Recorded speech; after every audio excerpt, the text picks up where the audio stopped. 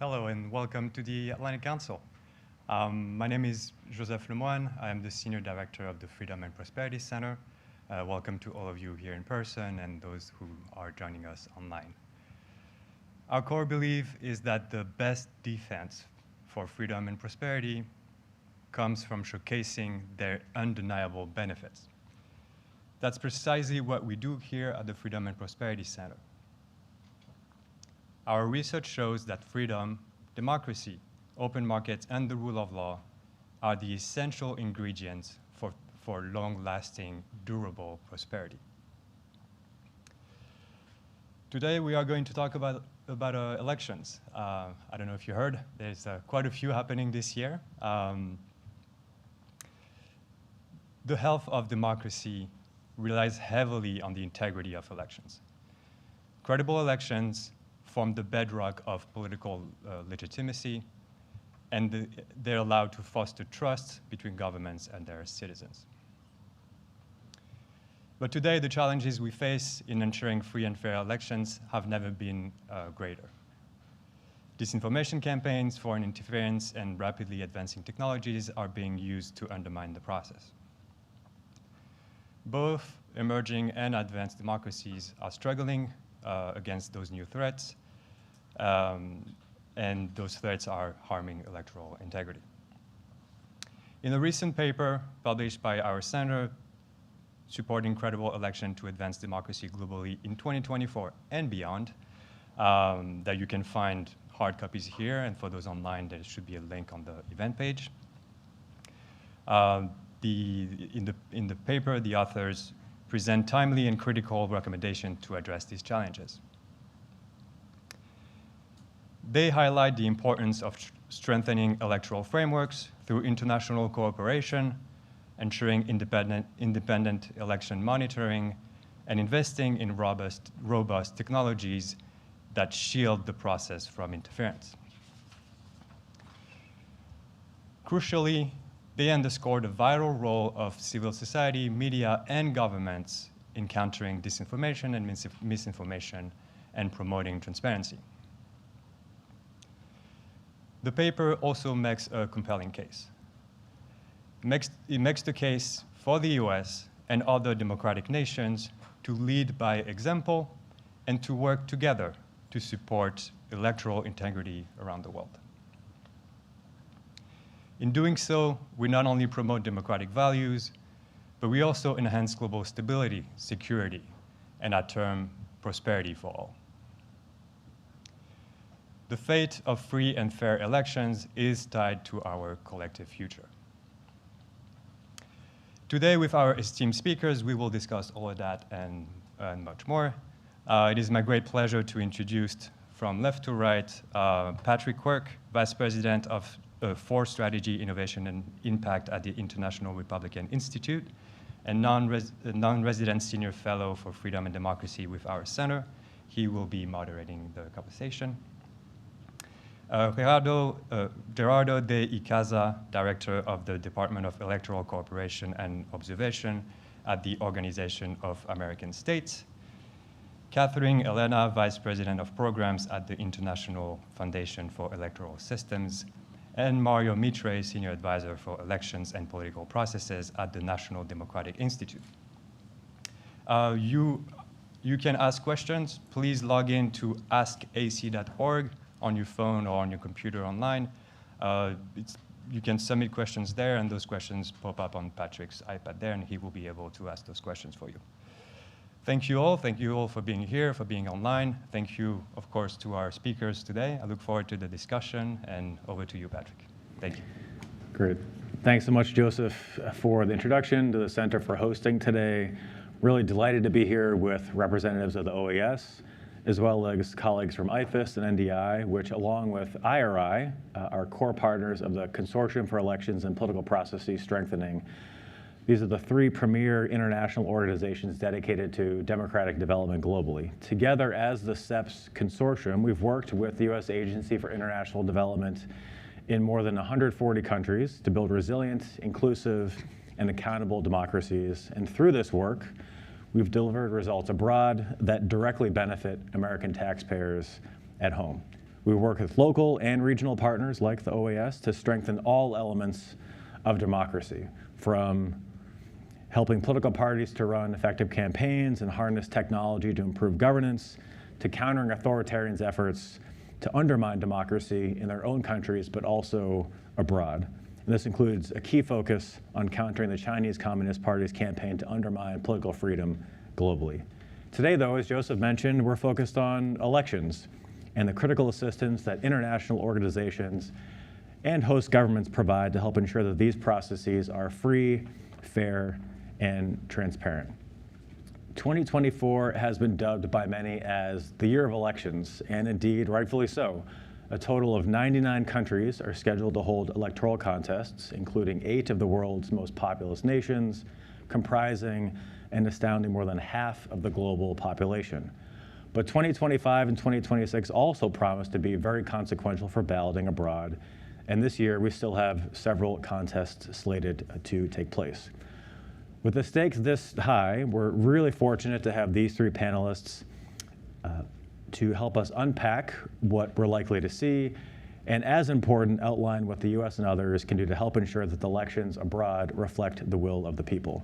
For format, I'm going to ask 2 rounds of questions, one each of the panelists, and then time permitting, open it to all of you. And as Joseph noted, would encourage all of you to submit questions via the QR code. So let's start with Gerardo. The OAS, as we all know, has had a really important role in promoting credible elections in the region for decades. Based on your extensive experience, what lessons, in your view, both positive and negative, can be drawn midway through this year and thinking about, for example, Venezuela, Mexico, and also over to you. Thank you so much, Patrick, and let me begin by congratulating you on this paper. I think it's important for us, it's obvious when we're working on the ground, the valuable things that you do, but I think it's great to see it in black and white. So congratulations on that, and thank you so much. It's great to share this panel with such esteemed friends and colleagues. So the OAS has been observing elections since 1962, and democracy has evolved, and so have electoral observation missions. From the beginning in 1962, from being political missions, really small diplomatic and political missions that had the goal to provide legitimacy. That changed in the 1990s, and it really became a mechanism to dissuade and denounce electoral fraud. In the early 2000s, with the advent of better electoral management bodies in the region, we really began to focus on improving electoral processes through recommendations. And I think 2016 was a 4th change, and really with the arrival of misinformation and disinformation, our reports really concentrated on having an objective, truthful view of electoral processes. Now, these things are not isolated, they're cumulative, so we're still doing all of these things, and I think it's important to note. I would say that in the past 2 cycles, we can see 2 clear examples of how the inter-American system has worked, and in one case that you mentioned, in the case of Venezuela, why it hasn't worked. The case of Guatemala is a clear example of the inter-American system working as a whole, working in a coordinated fashion between both the electoral observation mission there, the political instances of the Secretary General and the Permanent Council, as well as the Human Rights Commission, all working together with a government that, although did not like what we were saying, never shied away from the inter-American system. Worked always within the inter-American system. The opposite is the case with Venezuela. We haven't observed elections since 2006 in Venezuela, and they're not part or an active member of the organization. They don't respond to the different instances of the Human Rights Commission, and certainly there also has not been consensus in a lot of the cases in the political bodies. So I would say that those are two examples that we can see what is needed for the inter-American system to work efficiently is coordination, but also political will, of course. Great, thanks so much, Gerardo. Shifting to you, Katie, since autocrats, as we know well in this space, are increasingly undermining or in fact co-opting elections to burnish their own legitimacy, why should we, and in fact the broader international community, focus investment on increasing election integrity instead of other areas of democratic resilience? Well, thank you, Patrick. And similarly, I'd just like to open by thanking Atlantic Council for hosting us for this great event and for the paper, to my colleagues at IRI and NDI, the cousins in the CEPS endeavour. And as Gerardo said, it's great to be together with friends in this panel. This is a tough question, but I think it helps to break down the definition of democratic resilience. IFIS, through our Democratic Resilience Lab, has done a bit of work on this and defined it as the ability to maintain democratic governance functions and principles despite attempts by liberal actors to damage or diminish the vertical, horizontal, or diagonal accountability mechanisms that are core to democracy. Maybe that's a bit of a mouthful, but I think it really helps to acknowledge that there are different components of democratic resilience in a society. So I think this is not an either-or question that you're asking, Patrick. A free and fair election obviously does not make a democracy, and there are these other pillars of accountability, free media, separation of powers, rule of law, etc. But I think, as we try and point out in this paper, elections are a necessary, if not sufficient, component of democracy, because it's the process of conferring legitimacy onto represented leaders. So it's necessary to focus on them. And I think we neglect this area at our own peril. And maybe just to the second part of your question, which is, in some respects, almost defeatist, I think. If autocrats are increasingly undermining elections, why bother?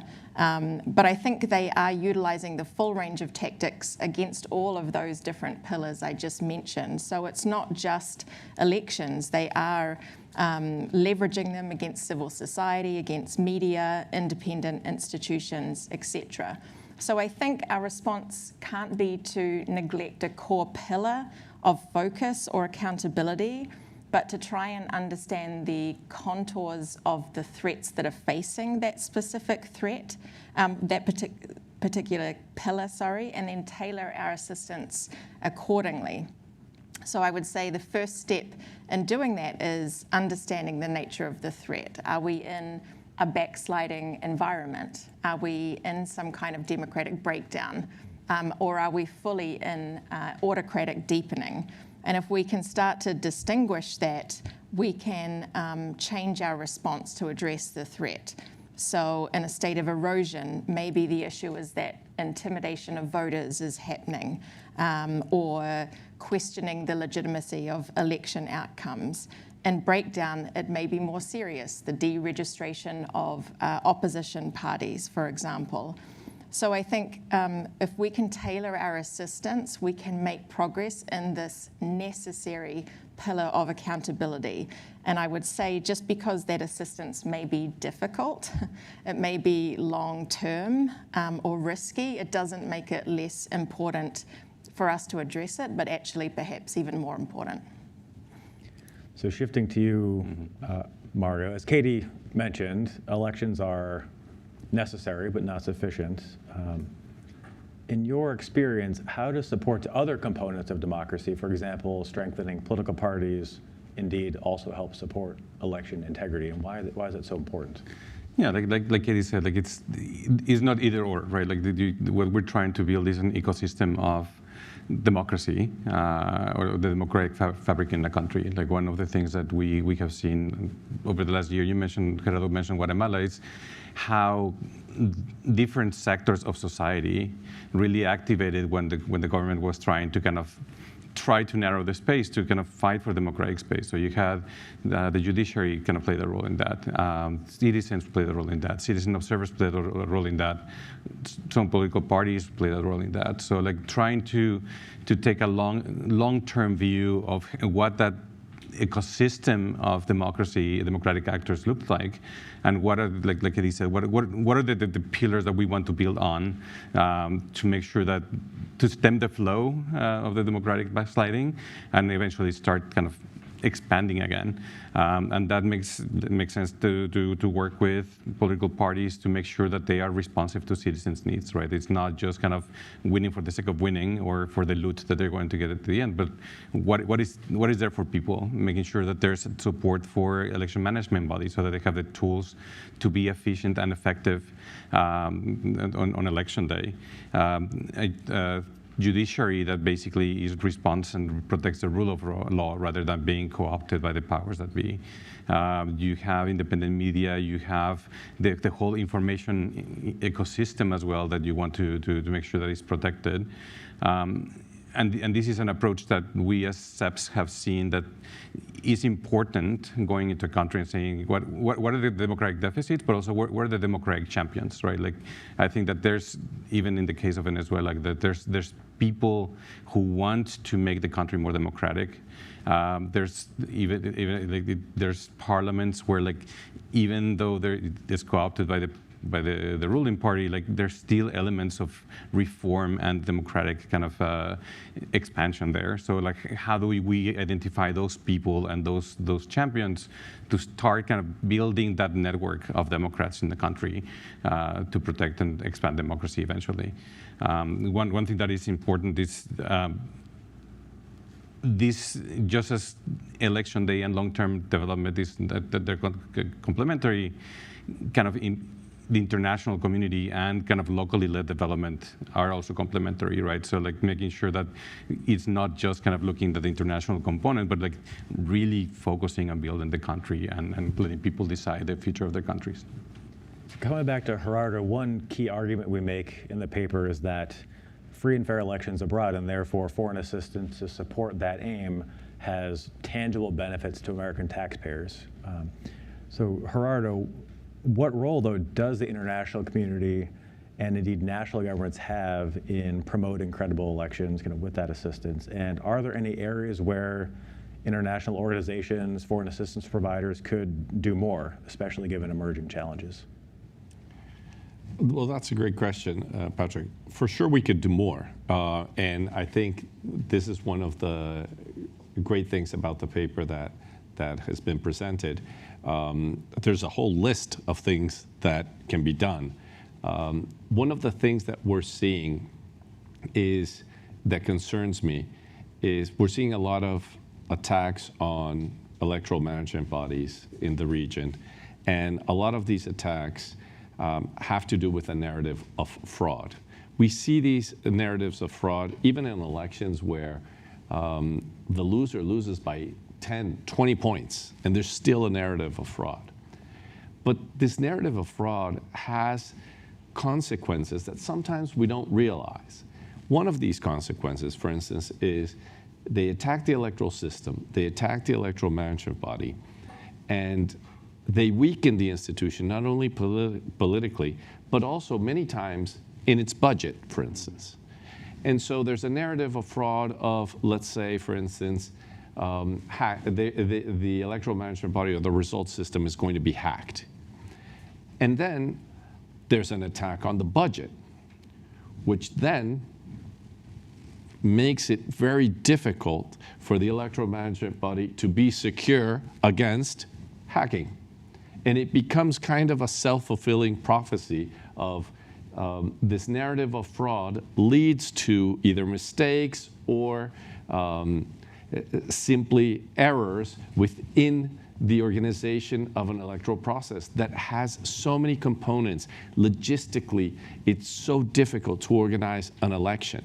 So what can be done? I think there has to be international support for of course, those who are providing electoral cooperation, like the institutions that are seated here in the table. There has to be obviously a lot of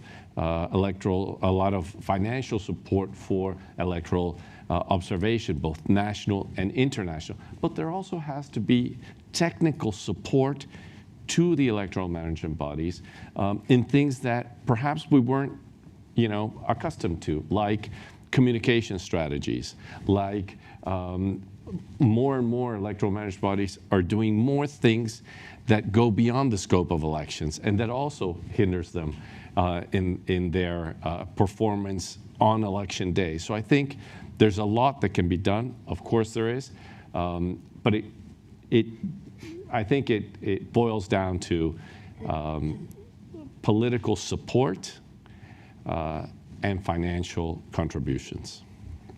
So shifting to you, Katie, Gerardo just nicely laid out the menu of options that the international community could fund to provide election observation, increase the integrity of elections via technical assistance to the election management body. But as Gerardo also mentioned, in these constrained budget environments, how would you make the case, say to Congress, the American taxpayer, that we know electoral assistance works and provides that return on investment? I think you're giving me the hard questions, Patrick, but I think it's a very good question, very fair question, and as a taxpayer myself, I would want answered. I think the first thing I would just want to emphasize, and we try to highlight in the paper, is that electoral assistance has to be designed and delivered well, right, to actually achieve what we say it's going to enable to achieve. And I really wanted to make that point. It goes back a little bit to what I said in the last question. We need to understand the specific threats that we're facing and then design well to those to actually achieve success or progress. I think that's important. The example Gerardo gave of budget challenges to an electoral management body, you need to understand the nuance of all of those specific threats to then be able to design something well. And then on delivering well, I mean, the key to assistance in our sector, and you all will know this very well, is relationships. Building the trust of the interlocutors that we are working with, and one of the most sensitive sectors of development, I think, that you can engage in. And I think this is not just a technical endeavor. Those relationships are critical for electoral assistance to actually be able to deliver. So I wanted to start with that, and I hope we emphasize that in our paper. And then I think in terms of assessing success or progress, we need to look at this both from the macro perspective and from the micro perspective. And in the paper, we do look at some macro assessments of democratic and electoral assistance specifically, and can see, I think, some hard evidence and data that we really can produce progress from this type of work. And just to note one in particular, a 2020 study for the Swedish International Development Cooperation Agency, or SIDA, found a statistically significant positive contribution between the international and Swedish aid that was actually being directed to this type of assistance. And it was because that assistance was focusing on the institutions and agents of democratic change, is how they put it. And one key recommendation there was that more funding needed to go specifically to monitoring electoral cycles and processes, but also the independence of electoral bodies, exactly as you said. So I would just, I think, make one plea that we need more of those macro assessments so that taxpayers and others can see progress on that higher level. One other thing we point out is a study by the Varieties of Democracy Institution, where they are where they are looking at democratic U-turns that have occurred over the last number of years, finding that 70%, I think this is actually quite extraordinary, 70% of autocratization cases turned around in the last 30 years. And in 93% of those cases, we ended with levels of democracy higher than or similar to what existed before that autocratization process. So that doesn't give us the emphasis that our electoral assistance has caused, that sort of U-turn, but we should look at it. We should study that further to see what we can understand about why we had those U-turns. And it just demonstrates, I think, why that macro analysis is so important. And then just lastly, the micro level assessment is really valuable as well. We mentioned before the importance of articulating what democratic resilience actually means. So let's break it down into, what we're actually talking about in terms of specific mechanisms of accountability, including elections. And then we can measure progress, whether it might be just a more transparent electoral process itself, maybe a strengthened legal framework, maybe enhanced participation in the actual election. All of those are different indicators towards that bigger macro picture, and I think are just as important. And then just two last very quick points that I think are essential to that success. One, we all, donors, taxpayers, implementers, have to be tolerant of risks and setbacks. Just because we see a setback in a particular context doesn't mean that assistance may not be working in the longer term. And then lastly, something that USAID has emphasized in their latest DRG policy, democratic advancement, I think, can't be achieved just by programming alone, just by this assistance. It needs to be coupled with diplomatic levers, with policy influence, with convening power. And the more that we can align all of those, I think the more that we'll be able to see and measure progress. Yeah, that's exactly right. Authoritarians, for example, are not going to reform systems if they're not facing any type of significant sticks, as it were, for their behavior. All right, shifting back to you, Mario. Katie really nicely laid out why assistance to electoral commissions is a sound investment. What role does international election observation play in enhancing election integrity? And in addition, what role do local observers play in this? Thank you, Patrick. Yeah, so like Gerardo said, like, we're in a space where there's so much disinformation, there's so much uncertainty about what's happening in an election, right? I think that political parties are getting more into this space where even before the election, they're saying, if I win, then the election was perfect. If I lose, then there was fraud, right? So having a trusted, independent, unbiased third party coming in and saying, we run this methodology, and it's a consistent methodology throughout all the countries where we work, and this is what we found, right? So in cases where there's allegations of fraud, but the election was actually good, it gives elements to say, no, this election was actually good. This should be trusted. The election management body should be trusted. There are some methodologies that allow observers to say, this is the range where the election results should fall. So if official results actually fall within those ranges, then you can say, well, then you can trust that the results actually reflect the will of the people, right? So I think in the short term, that's a value added. The flip side is, in more and more places, we're finding elections where there's manipulation, right? So we're reverting ourselves to kind of like to the 80s or before the 90s. And in those cases, election observation, this assessment can raise a flag and say, no, this election had serious flaws, so they should be revisited. There should be some kind of redress to the people who were affected by that. I think that the difference between international and citizen observation, again, they're complementary tools, right? And I think that there's more and more cooperation between the two communities in the past few years. International observers like the OAS or in the IRI, sometimes you have, fairly or not fairly, you have a bigger voice, you have more political clout, and you're able to say things that maybe citizen observers cannot say, right? In some cases, there's no space for citizen observers to operate. And so having an external actor coming in and saying, one, it is important for that civic space to exist, and two, this is what the election looked like. I think that's important. On the flip side, citizen observers often have a deeper and maybe more nuanced understanding of the political situation, just because that's what they live and breathe every day. They have broader and more diverse networks, both geographically and also kind of in terms of who the people are who are going to be observing. and again, like having that breadth also gives you some kind of methodological advantages to allow you to say things that are more kind of not accurate, more precise in terms of how the process went. But more than that, again, like a lot of the work that we do is about empowering local actors, right?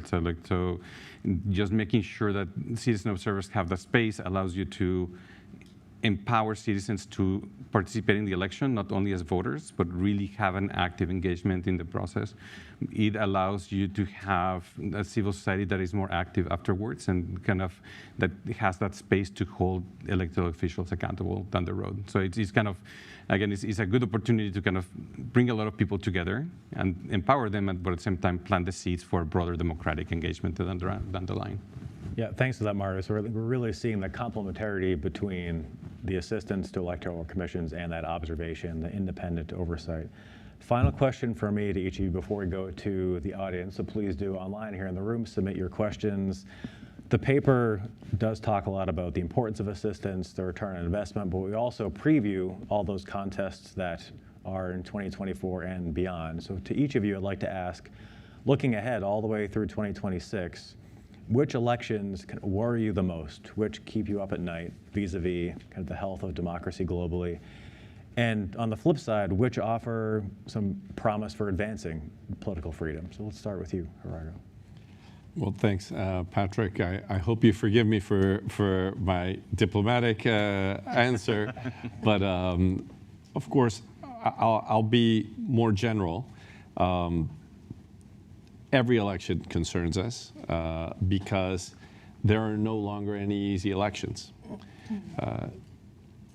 Of course, we have presidential elections next year that always the OAS observes, perhaps with larger teams. So we have Ecuador, Bolivia, Honduras, Guyana, Suriname, Jamaica, and the ever question mark of Haiti, whether they will have elections or not. And then in 2026, Costa Rica, Colombia, Peru, and Brazil.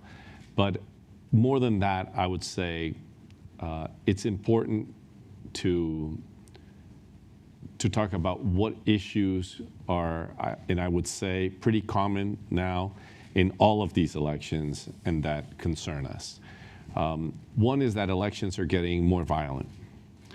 And that is really a terrible trend. We're seeing more assassination attempts on candidates, on political figures, and assassinations, not only attempts, but assassinations. We're seeing attacks towards electoral management bodies, not only the presidents or the chairpersons of the electoral management bodies, but the local offices of the electoral management bodies are sometimes set on fire and things like this that are really concerning and affect the election and the integrity of the election. But there's also one issue that affects what we're talking about in the cooperation. We're seeing a lot more fake observers. We're seeing a lot more, some people call them zombie observers, other fake observers, or fake cooperation, which rubber stamp elections in more authoritarian regimes. Well, this affects the work that we do. And I would say the last thing that we're very concerned about is the deepening of polarization. Campaigns have really gotten very aggressive, so aggressive that it really becomes difficult for political parties after a contentious election to get together and reach agreements. So what is the alternative? You have to move forward. What we're seeing is sometimes the alternative is to try to dismantle the checks and balances that, let's say, retain the government forces or the government to get to implement the policies that they want. Well, that is a very, I would say, dangerous cycle, and one that we should definitely get away from. And as long as right now words like dialogue and negotiation and mediation are seen as negative, that's not going to change. We have to change that narrative as well. It's a really smart overview of some troubling trends and challenges we're seeing. Katie, back over to you. Well, I might answer this in two ways, Patrick, both of which maybe don't directly answer your question either with respect to maybe one election. But one thing I'll say, in the paper we do preview a number of elections for the rest of this year and for next year, and we identify challenges that are facing each one of those elections, I think, and elements to watch for those elections. And I'll say firstly that I think what I will be looking for is kind of the dog that didn't bark, right? We tend to be holding our breath ahead of almost every election at the moment.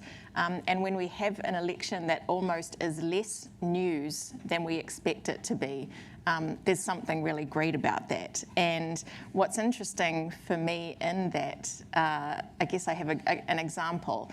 A country director of ours of a very prominent country recently mentioned to me a list of issues that they had prevented in a particular electoral context. Maybe it was a very problematic electoral reform or a decision maybe by the electoral management body that would have undermined electoral integrity, and presenting that list to our donors in that country, because it kind of comes back to the taxpayer question.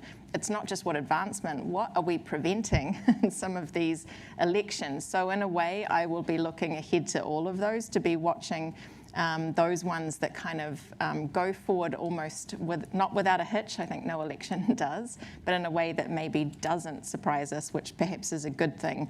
And then lastly, not in our list, I think, are some prominent elections that have happened already this year. And I will be looking at those in the next year or two, the period between the next elections, to see what challenges. And I'm thinking of Mexico, I'm thinking of Indonesia. It sort of back to the point that we make in the paper, that 2024 is so prominent because of the elections that are happening, but actually the story is the years leading up to that election and the years after. And I think it's really important to keep our eyes on those places to understand what's happening in between. Thanks, Katie. Mario. If I can add two more trends to Gerardo's, I think one is the prevalence of lawfare, basically using the niceties of the rule of law to go after either political contestants or against civil society that is being critical, and that we saw that in Guatemala. We saw that we're seeing that in many countries this year. So how to be able to kind of push back against that, and without seeming that, well, you want to break the law. It's like, well, it's not about the law. It's you're abusing a state resource to be able to go after your critics. The other one is, again, there's a trend of retrenching of the political and civic space. And we saw it this week with Indonesia, for example, a major civil society organization that has done observation for years. They were denied accreditation. Basically, they don't want, they're getting brazen enough that kind of silencing independent organizations assessing the process is now okay. So that's going to be a challenge, I think, for the future. And I think that the EU not being invited to some elections, that's part of this trend. One thing that I think has been a trend for a while, like it's, again, I realize that resources are not infinite, but there's always the risk for local elections and subnational elections to be lost in the shuffle, right? Like in some cases they're very important, and so in Indonesia there's local elections in Mindanao that are being conducted for the first time in an environment of violence. Like, how can the international community support local elections so it's not just kind of the big flashy national elections that are being supported? And I think that the fourth area that I would put is the question mark countries, right? Like I think that there's big elections that could be pivotal for countries coming up that might not happen soon, but like at some point they will hit. Like, so you have the Haitis, right? Eventually Haiti will have elections. So how can we support that process in a way that really contributes to peace and stability in Haiti for the long term? You have the Ukraines, right? Like the Ukraine, basically, there's consensus that there should be no election until the war is over. But what happens afterwards when you have displacement and you have people outside the country? You have Bangladesh, which is going through this transition process. Like, how can we support that process? And then you have Myanmar, which is, again, like they're talking about elections, but they're elections that the Myanmar people do not trust. They don't trust the arbiters. So, like, how can we support that process, either to push for real elections, or what is the role of the international community in that case? Yeah, to my mind, and to the cases we highlight in the paper, which, at least in my opinion, aren't getting enough attention from the US in particular vis-a-vis diplomatic engagement or assistance, are Ghana and Ecuador. Ghana coming up in December. Policymakers often assume that exactly because it's been this, historically speaking, beacon of democracy across the continent, things will go swimmingly. Well, guess what? They're not going swimmingly. And we risk not further consolidation of democracy, but backsliding if we take attention away from it. And the same goes, because I don't work for the OAS, I can speak less diplomatically. Ecuador, right? Assassination of a presidential candidate. You now have Daniel Noboa, 35 years old. What will happen around that electoral process, in particular, given the increased threat of election-related violence? So 2 cases certainly to watch. Moving to all of your questions, starting with, for each of you, question coming in asking, how do you re-engage citizens where the distrust in the electoral process is so deep that they no longer turn out to vote? Algeria is a recent example of this. I'll give you some time to think about that, and I'll ask another question. You can choose to address one or both. The second being, can you speak, each of you, a bit to the importance of timing of election assistance as well as international observation efforts? So I'll open up the floor to whomever would like to respond to either of those. I'm happy to please. go first and hit on both of those. And I think I've already touched on the second one already in terms of the timing of electoral assistance.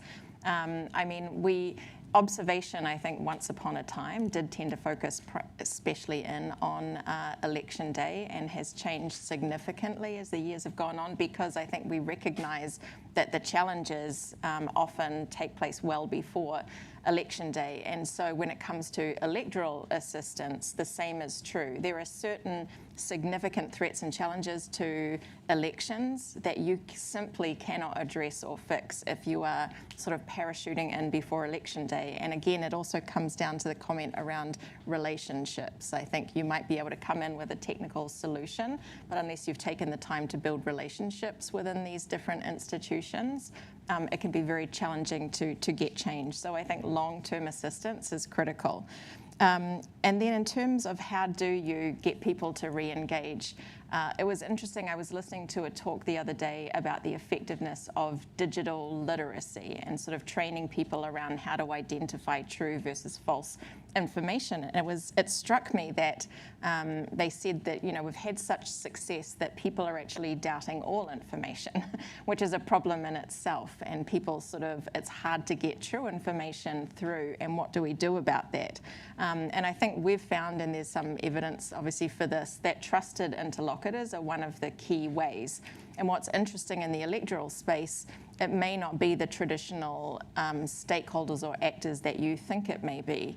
In one particular country, to give an example, we found that social workers were some of the most trusted interlocutors kind of at the local level. So how can you engage that group of actors and stakeholders in their conversations to be sharing and sharing information about elections that people, because it's coming from a particular individual that they trust, is actually going to absorb in a way that maybe a traditional voter education campaign may not.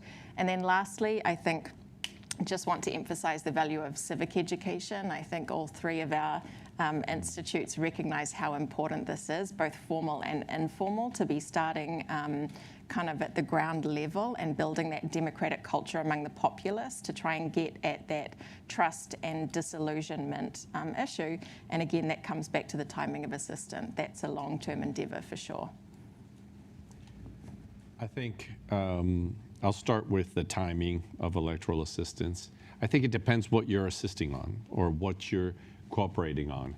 If we do, for instance, a lot of risk assessments to make sure that the election that they're preparing for, that the electoral management bodies are preparing for, actually run smoothly. And that's that has been very successful. I would say probably in the last 10 federal electoral processes in the region, we've probably given assistance to about 8 of the 10.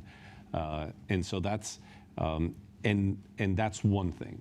But another has to do with implementation of recommendations and legislative changes and things like that. And probably there, the best moment to do it is right after an election, before something is in the horizon. There are 2 challenges with that. One is political parties, usually it's the last thing that they want to talk about.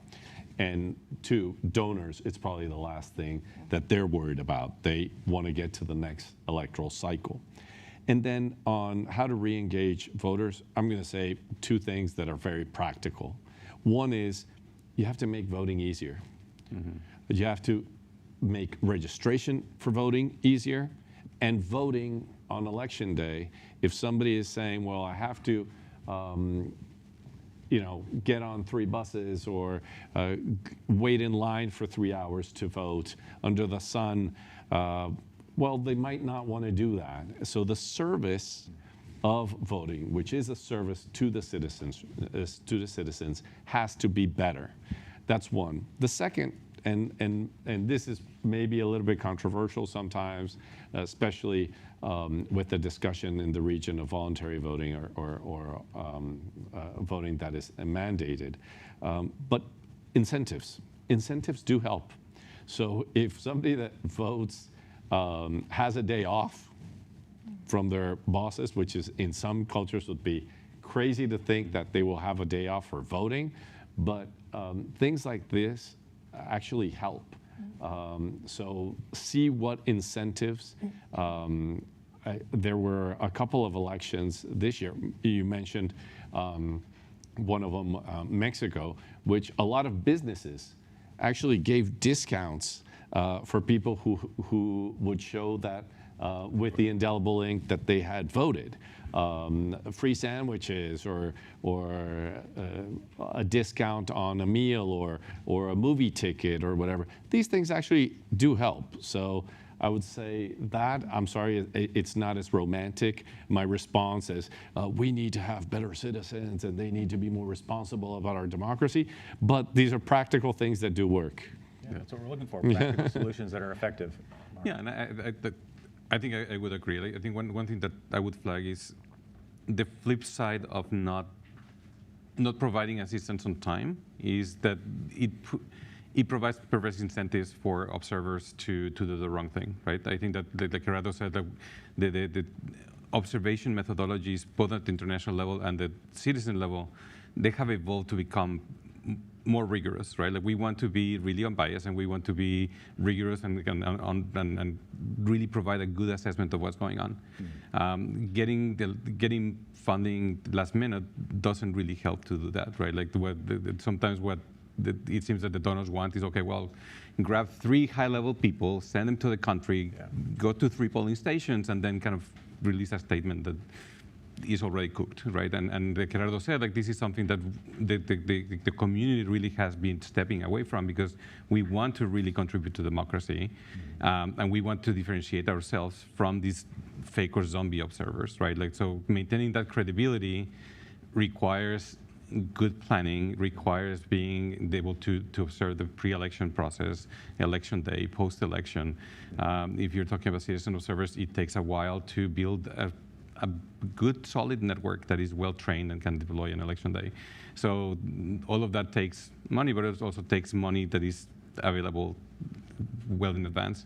And in terms of citizen engagement, I think the supply part of this also plays a role, right? I completely agree in making it easier for people to vote, but also kind of giving them a political incentive to vote, right? So if people see that there's really no option, or they don't feel really represented by the political options on the table, they're not going to go out to vote, right? Mm-hmm. So working with political parties, and again, going back to like, this is a long-term endeavor, working with political parties to really assess what are the needs of people, mm-hmm. right? What do they want? What do they need? And what are you doing as party to solve those problems? And how are you communicating to the citizens that you're going to solve those problems?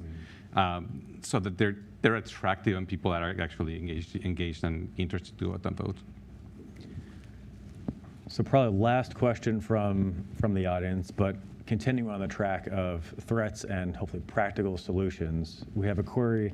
Can you talk about more of the solutions to combating foreign interference in elections and political processes?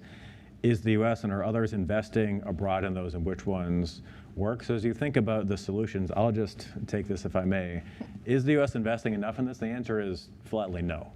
If you look, a recent report we put out by the Atlantic Council a year ago looks at ways in which the U.S. can maximize foreign assistance to advance its interest overseas. And in a recent fiscal year, the U.S. government spent more on printing for the Department of Defense than it did on countering the Chinese Communist Party and the Kremlin overseas. That's pretty profound, so not enough investments. But over to the three experts here in terms of solutions to foreign interference in political processes broadly. What can be done? So that's a $64,000 or $64 million question. No, I think that as a community, I think that that's still being developed, right? Like I think that nobody has the silver bullet, and it's clear that it's still happening. Yeah. It's almost playing like a game of whack-a-mole, where like you're trying to address some issue, and then like they find somewhere else that pops up. It is concerning. Like we just had a pre-election assessment mission to Moldova, and this is the first thing that came up, right? Like foreign interference and information manipulation in the election, especially because this is an election in terms of whether Moldova moves towards Europe or moves towards the Kremlin.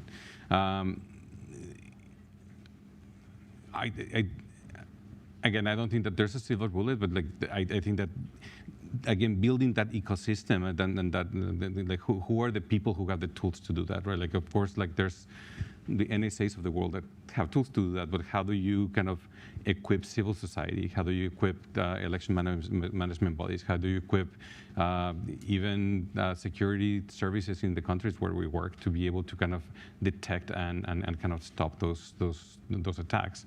I think, and all of that is going to require collaboration, not only by us, but also kind of people who know about cyber security and cyber attacks, and so kind of making sure that those linkages exist, and not only from the US and Europe to the global south, but like are there things that they're doing in Moldova that could be transferred to Georgia, for example, or could be transferred to Indonesia? Sure. Maybe just to start by breaking out foreign malign interference. I think it's really key, again, as I said before, about democratic resilience. We need to really define what we're talking about here. And I think disinformation, misinformation is one part of it, but cybersecurity is another key part. Illicit financing or corruption might be a key part. Mm-hmm. So I think, we need to have really targeted discussions about what we're really talking about, I think, when we talk about that, and then think through how are we tackling it and are we investing enough? I do agree, it's a significant problem, more investment is needed. Then I would just say maybe breaking it down or focusing specifically in on disinformation. Obviously, this is a significant challenge, and it's very easy to get overwhelmed by that particular challenge and perhaps assume that the volume of disinformation that's going on is having perhaps more of an effect than it actually may be in terms of reaching particular audiences or being part of their menu of information, for example. And I think one thing for us when we're working with election management bodies who are often very ill-equipped or poorly resourced to tackle this is do focus in particularly on authoritative content about the election itself and being able to get that out there, but also the timing of a particular piece of disinformation. We have certainly seen over prior elections that it can often be a significant story that comes out at a very specific point in the electoral cycle that can really be a challenge, and that might be the time that an election management body, for example, might engage, as opposed to engaging on every piece of disinformation that perhaps may be swirling around in the atmosphere. So I think it's critical to get targeted on those issues. Well, I completely agree with what has been said. I think that it's important to differentiate also, and I know that the Defense Department does this, between foreign influence and foreign interference.